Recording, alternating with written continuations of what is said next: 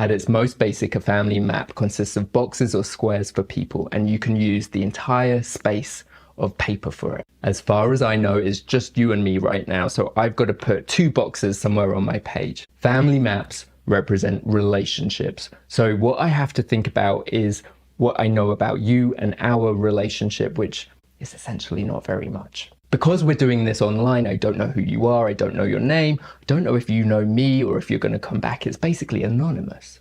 I want to capture this dynamic on a piece of paper, and there's really only a few ways that I can do this. I've decided though that I'm going to turn that disconnect between us into distance on the paper. I'm going to put me at one end of the page and you all the way at the other. Now, this distance is a representation of a lot of different things. I'm recording this in April, but you could be watching this in December. So there's a sort of chronological distance that this represents. There's also geographic distance as well. I'm based in Los Angeles, but you could be, well, literally anywhere in the world. When you create a family map in a session, think about what that distance might represent to you in the family. So family maps are based on your experience of the family, on your observations and what you know about them. The second aspect I want to capture in our family map is about power or influence.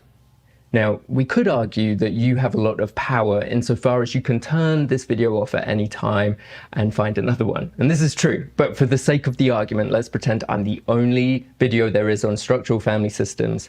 And as a result, I have considerable more power or influence right now. And that's because I've got something that you want in the form of knowledge or experience. Whenever somebody's got something that the other person wants, it automatically creates differences between us. Now, on top of this, I might have more experience than you. I might have set myself up at the start as being a bit of an authority, or maybe I'm licensed and you're not quite licensed yet. These are all subtle differences in power or influence that need to be represented on the map to accurately portray what's going on between us.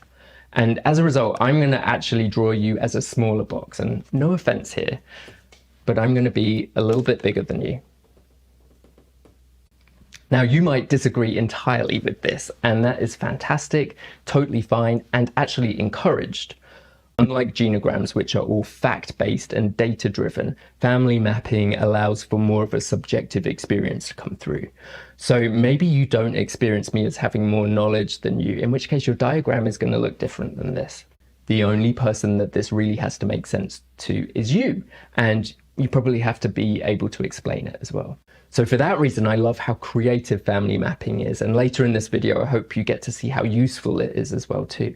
So another thing that I want to capture in my diagram is boundaries. And if you're watching this, you probably have some idea that structural family therapy is kind of big on boundaries. Boundaries in a structural systems lens are in some way about rules of engagement.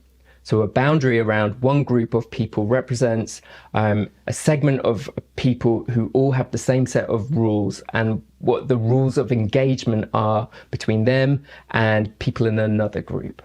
I know that's a mouthful, huh? So imagine you've paid good money to come and see me in a lecture that's live. You would be in a group of people that we'd call the audience. And this audience has a set of rules imposed on them by culture or society, I guess. And it goes something like this.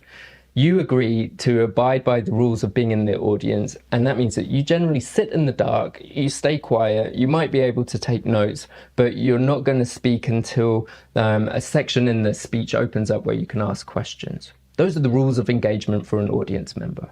As a speaker, I have a whole different set of rules, and those being something like I have to stand on the stage, I have to deliver a talk, I probably have to prepare this talk for you. So those are the rules that separate you from me. We separate out speakers and teachers by putting them on a stage or raising them up or elevating them, and sometimes we even shine spotlights on them. Aliens visiting from another planet would be able to go, oh, that person doing the talking with the lights on him is in a different category from those people who are sat in the dark not saying as much. I am going to represent this in my visualization or my family map by the use of lines. I'm going to use double lines here to represent very clear or very harsh rigid boundaries. And I think YouTube teaching is a great example of when we'd use a rigid boundary or double boundary, because I do feel very disconnected from you and there's no flow of information back and forth. So those are my double lines. Now, at some point in the future, I might do a version of this presentation in person, in which case my map is going to change. Physically, I'm going to be in the same room as them, but emotionally as well, I might feel a little bit more connected as I feel closer to people. I can see them, I can hear them laugh at my dumb jokes, and there's going to be more interaction between us. So I'm going to change the boundary to be a little more healthy, and that is that single line right there. Now, I still have some influence or power as a teacher, somebody with experience, so I'm going to remain above the other person, but I tend to see people as colleagues, so I think the size of the boxes are going to be more equal there. And just to show you one more example, this is what it would be like with a porous boundary. I think it would be like if you and I had decided to hang out as friends at Starbucks while I explained family mapping to you. Physically would be a lot closer, obviously, but the conversation might be less organized and less structured. So because of its informality, I might change our dynamic to look like that. The aliens would have a hard time knowing who the teacher was and who the student was. It's going to be harder to put a boundary there because there's no real difference between the groups. So I might put a single line or a dotted line. If you're on pen and paper, use a dotted line, but there is no real distinction between the two subgroups. Now, I don't know about you, but my ideal way of learning would be in person, so option number 2. I don't want the chaos of someone listening into my conversation at Starbucks. I don't really like disorganized teaching. I want things to be a bit structured, and I want to be able to ask questions. You might have a different opinion about this example, but hopefully you'll agree that in general, there needs to be a bit of organization, a bit of hierarchy, a bit of structure, and some rules when it comes to teaching at least. Now, this is exactly the same for families. To raise happy, healthy, functioning young adults, a family needs to have a bit of organization, a bit of structure, and some leadership from adults.